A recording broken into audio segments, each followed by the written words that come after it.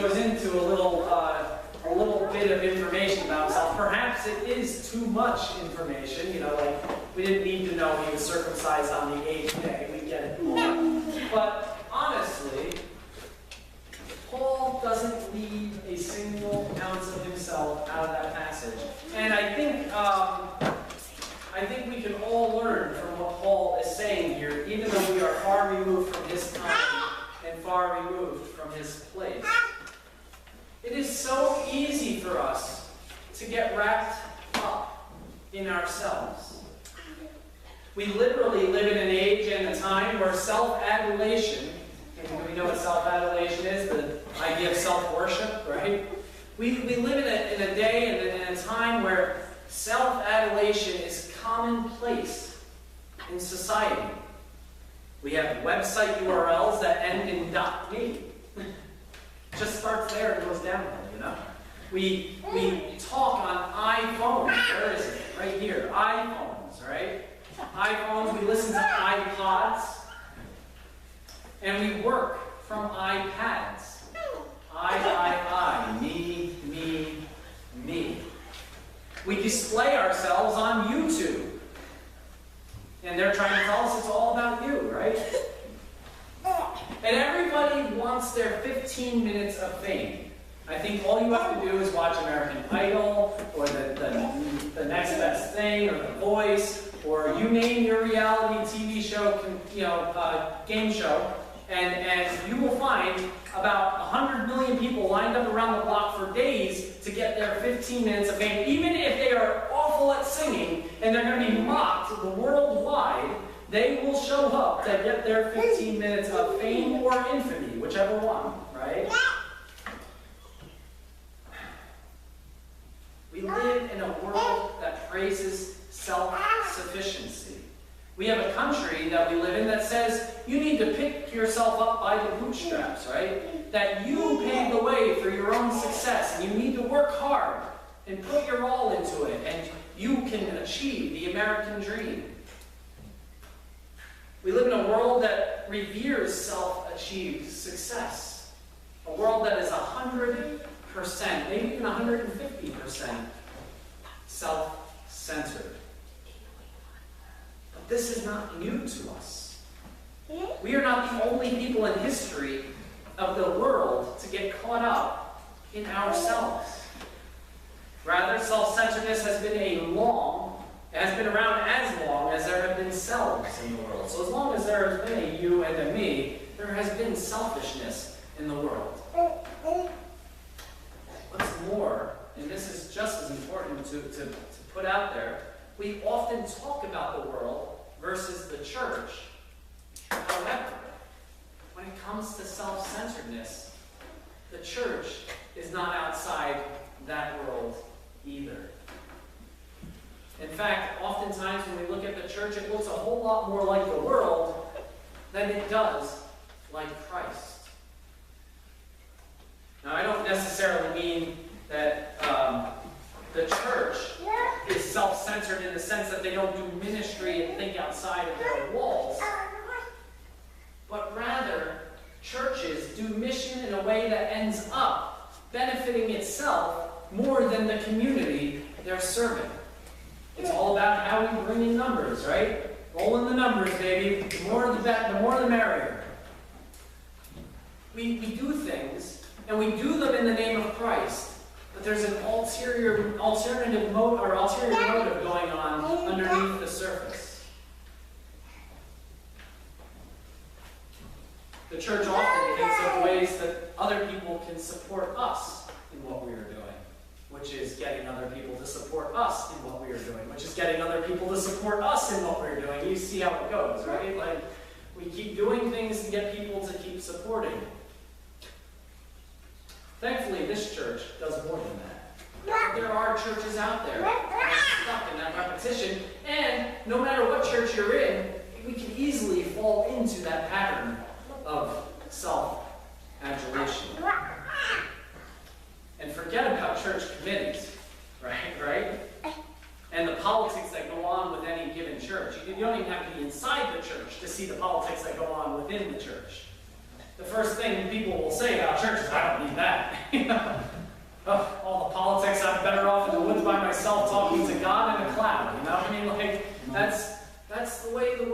at church.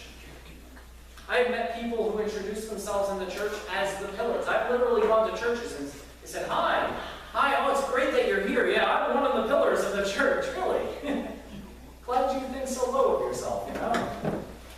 There are people who think that they're the pillars of their churches, as the leaders. I have even met pastors who let their positions go to their heads. And not even pastors are above this. For Paul, all of that is rubbish. Paul, in today's age, might have used some other choice words, but we'll leave them out of this sermon. So we'll just stick with rubbish. You fill in whatever words you want to throw into it. But for Paul, all of this is rubbish. All of it should be counted as loss in comparison to living out the Gospels in our lives. Paul, like all of us, he had the tendency to focus on all the things he did. And you heard that list, you know, I was circumcised on the 8th day, a Jew of Jews. As far as the law, you know, I was a Pharisee. As far as zeal, I was zealous to the point of defending the Christian faith and persecuting the church. Blameless to the law, to a T. Something tells me Paul is purposely exaggerating here. I don't think Paul walked around thinking he was that good. But he's proving a point to us. If anybody had anything to boast about, it is him, after all. If anyone had anything to boast about, surely it was Paul. And we have to remember that Paul isn't writing to Jews. He's writing to Gentiles who have converted to his understanding of Judaism, which is the understanding that Jesus is the Messiah, and we follow God through Jesus, and we are in the Jewish covenant now because of Jesus. So Paul is saying, listen, you guys are all bickering over who's better than the other. I'm better than all of you. I was born a Jew. You're in by the grace of God. I was there because I was born in the covenant. That's what Paul is saying. So it's really not that his head is, out there, though it may have been. He's proving a point to us. What are you bickering about? What are you trying to prove? What do you have to prove? Paul is reminding us that if we are going to boast, boasting on our own abilities is not the way to go. In order to boast, one must look past the help of God in one's life toward all of the things one has done in the past. I want to repeat that because that's important. In order to boast, one must look past all of the help that God has given them in the past. In order to look toward all that one has done in their past. Boasting is not forward-facing, but backward dwelling. It is looking back and saying, look at me, I'm pretty awesome, aren't I? If I am boasting, I'm not living in the moment, nor am I placing my faith in God. Rather, I am living in the past and glorifying my own abilities, while neglecting to recognize God's hand in my abilities. After all, without God, what abilities would we have? What life would we have? So Paul is reminding us tonight that we are called to be a forward-facing people. We are a people who join Christ on the journey to Golgotha. Now, anybody know where Golgotha is? Have you ever heard that word before? Where's Golgotha? A hill. It's a hill. And what happened on that hill? 3 guys got strung up. 3 guys got strung up. Sounds like a joke, doesn't it? 3 guys went on a hill. Golgotha is called that name because it translates to our language as place of the skull. Now you can only imagine what happens on a place called Place of the Skull. It's kind of like what happened on the road called Shades of Death Road. One can only imagine. But the fact is, the Place of the Skull was the place where the Romans crucified people outside the walls of Jerusalem. Now, I don't know if you're familiar with the method of crucifixion, but it was not a slow and painless death. It was a death where you were literally nailed up to a cross, feet nailed to the cross, and you were literally lifting yourself up and down to breathe, because slowly but surely your weight is crushing you and suffocating you. And that can take days for you to die from. Days. We are called to join Christ on the journey to Golgotha, to the place of crucifixion, to the moment of death. But Paul doesn't end it there, does he? Death and resurrection.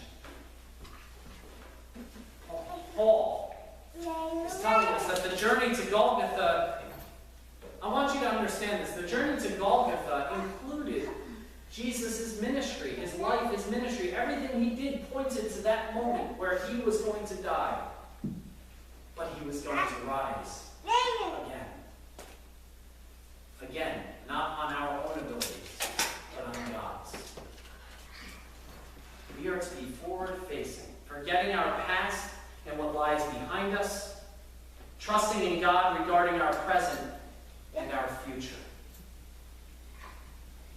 How many of you can say that you honestly trust in God for your past and your future? Looking in the past, I trust in God. I can see the things that God has done in the past.